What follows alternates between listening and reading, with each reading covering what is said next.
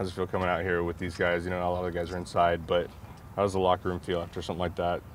It's good. I mean, the bus ride back was certainly much more enjoyable than, I guess last year, the 4-2 game and stuff like that. There were some positives out of that game last year too, but, certainly the ups and downs of soccer in general this season. I mean, I know fans, some fans have been saying, God, it's so hard to watch because we're so up and down. I mean, the heartache in Orlando to what happened last night, I mean, it's crazy.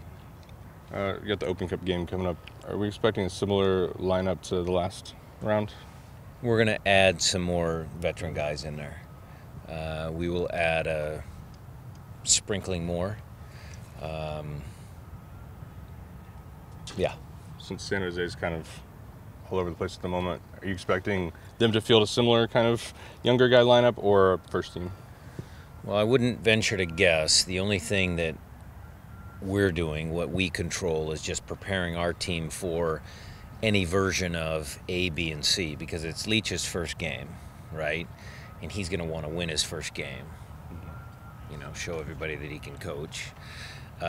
2, it is the Open Cup, and they fielded a strong team that first game, so obviously the organization feels that it's important. But then they have a Classico on Saturday, on 2 days rest, and this game could go 120 minutes.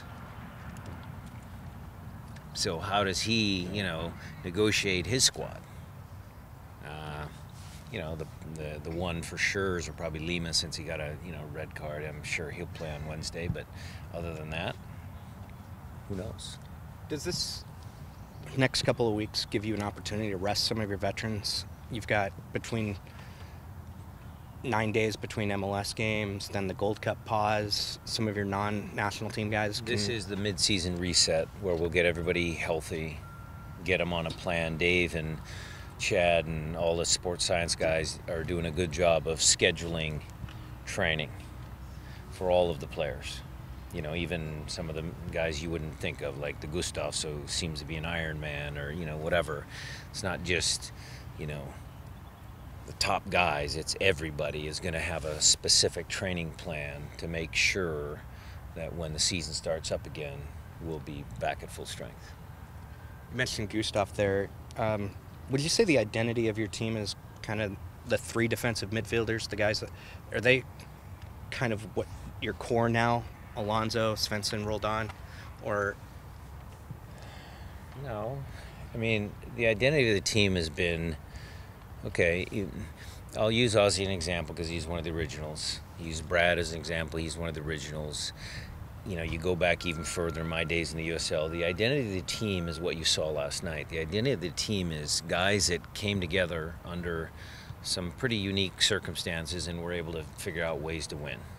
Okay, that was kind of what happened last year when we took over. They found ways to win. There's been games this year that we found ways to win. There's also been games this year we found ways to lose and not get results, of course, and that's what we're working on.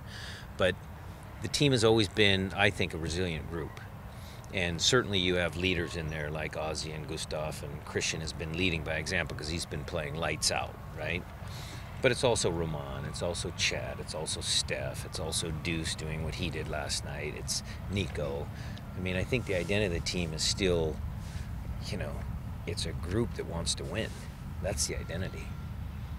The idea of momentum is hotly contested in sports, whether it's real or not. Do you believe in it? I think it's real. I mean, we rode a wave of momentum last year. I would say yes, and it's also momentum or form. You could use that word, that adjective as well, because teams have to be in form. Momentum, they're kind of the same. They're kind of connected together, but teams that are playing well, create their own momentum to win games. How do you, this maybe is a broad question, but you mentioned the ups and downs. How do you think it's been coming together lately? Well, up and down. I mean, our season has been up and down. I mean, we've had some really good performances, and then we've had some not so good performances. Certainly the injuries, a little bit of sluggish start from, the lack of physical preparation from from a long season, the mental little hangover we had to start the year.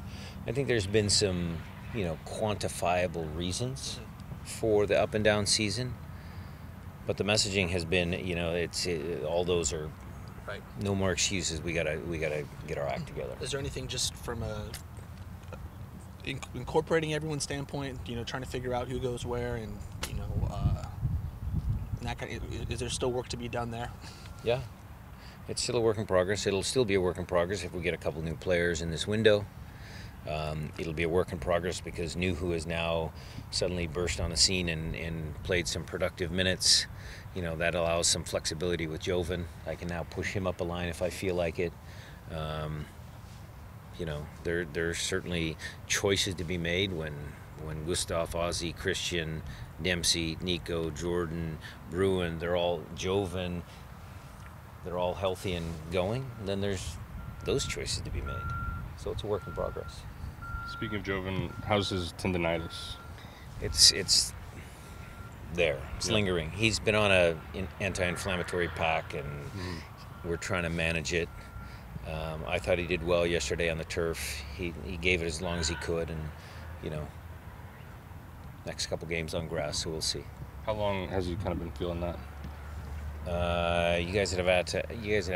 He was on the injury list. It was after the New York game it started, and then he sat on an airplane for like 7 hours.